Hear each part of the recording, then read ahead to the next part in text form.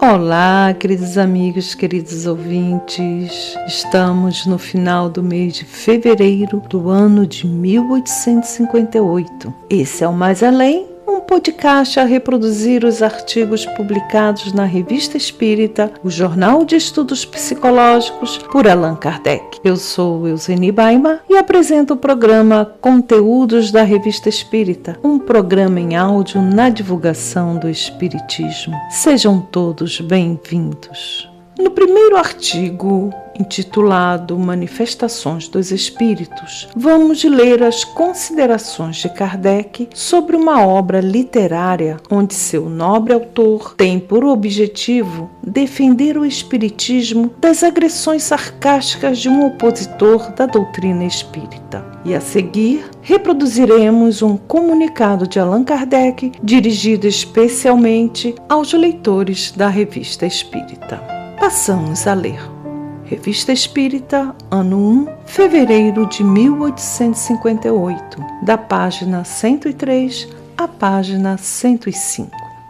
Manifestações dos Espíritos. Resposta ao Sr. Vianney por Paul Hugues. O Sr. Paul Hugues é um adepto sincero e esclarecido da doutrina espírita. Sua obra, que lemos com grande interesse e na qual se reconhece a pena elegante do autor de Eloge de l'Avenir, é uma demonstração lógica e sábia dos pontos fundamentais dessa doutrina, isto é, da existência dos espíritos, de suas relações com os homens e, por consequência, da imortalidade da alma e de sua individualidade após a morte. Sendo seu objetivo principal responder às agressões sarcásticas do Sr. Vianney, só aborda os pontos capitais, limitando-se a provar com os fatos, com raciocínio e com as autoridades mais respeitáveis que essa crença não está fundada sobre ideias sistemáticas ou preconceitos vulgares, mas sim que repousa sobre bases sólidas.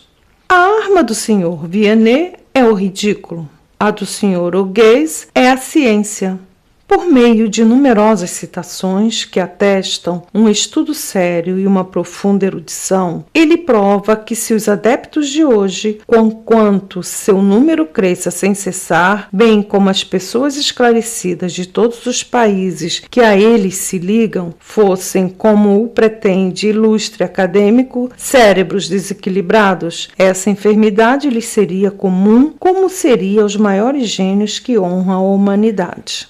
Nas suas refutações, o Sr. Hugues soube sempre conservar a dignidade de linguagem, mérito que nunca será suficientemente louvado. Aí não se encontram essas diatribes despropositadas, tornadas lugares comuns de mau gosto e que nada provam, a não ser a falta de urbanidade. Tudo que disse é grave, sério, profundo, à altura do sábio a quem se dirige. Tê-lo-á convencido? Nós o ignoramos. Duvidamos mesmo, para falar francamente. Mas como, em definitivo, seu livro é feito para todo mundo, as sementes que lança não serão todas perdidas. Por mais de uma vez teremos ocasião de citar algumas passagens de seu livro no curso desta publicação, à medida que a isso formos levados pela natureza do assunto.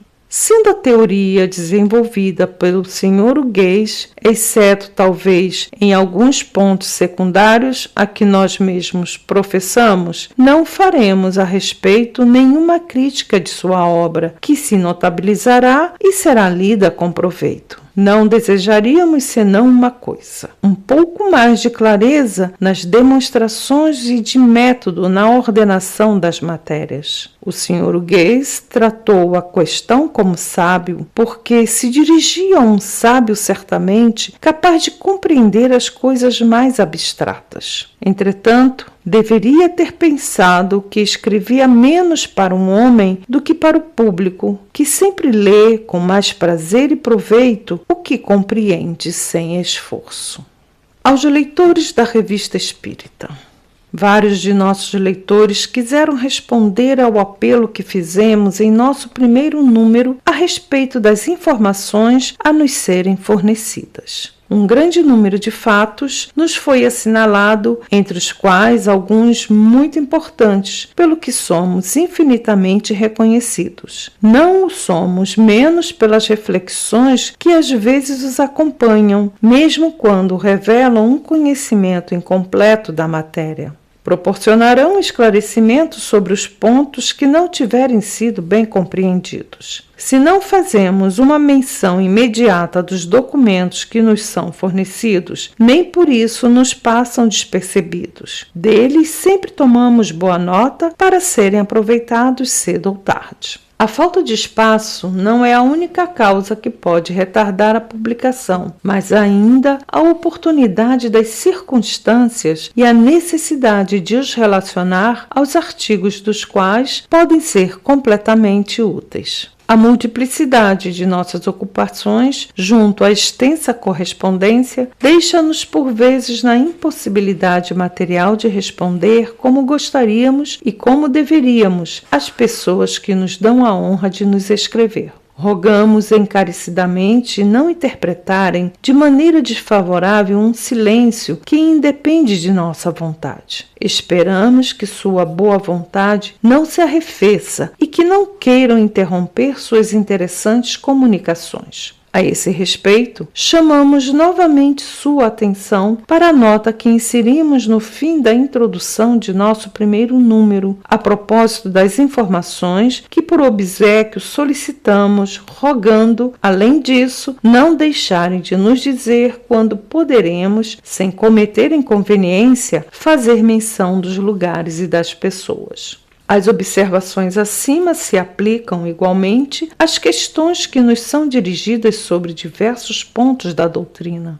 Quando necessitarem de um desenvolvimento de maior extensão, tanto menos possível nos é responder por escrito, quando muitas vezes a mesma coisa deve ser repetida a um grande número de pessoas. Destinando-se nossa revista a servir de meio de correspondência, nela tais respostas naturalmente encontrarão lugar à medida que os assuntos tratados nos oferecerem oportunidade, e isso com tanto mais vantagem quanto mais completas e proveitosas forem as explicações. Assina Allan Kardec. Queridos amigos, essa a leitura final. Vimos que as pessoas auxiliavam Kardec ao enviar cartas com assuntos sobre o espiritismo, e com isso o número de adeptos da doutrina espírita crescia. Kardec, sempre com o cuidado em dar satisfação de tudo que fazia, tinha informações de acontecimentos que ocorriam mesmo antes da publicação do Livro dos Espíritos. Eram fatos mediúnicos considerados importantes como material de pesquisa. Fossem apenas dos adeptos ou dos leitores curiosos, Kardec manifestava-se sempre de forma generosa e grandiosa pela melhor divulgação do Espiritismo. E vejamos também que, da forma como foi elaborada a Revista Espírita para ser a propagação do Espiritismo, Kardec fez partilhas dos seus conhecimentos com os mais interessados sobre o mundo invisível. A Revista Espírita, queridos amigos, foi um laboratório de estudos e pesquisas espíritas. Foi um divulgador sobre a realidade do espírito e da sua imortalidade. Muito ainda temos a estudar e a fazer pela doutrina.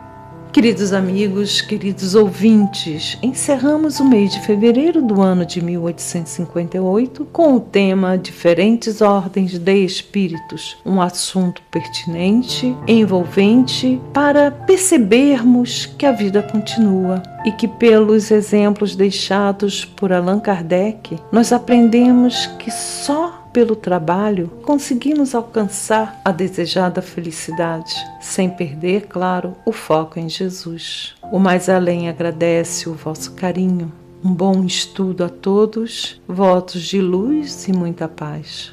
Até breve.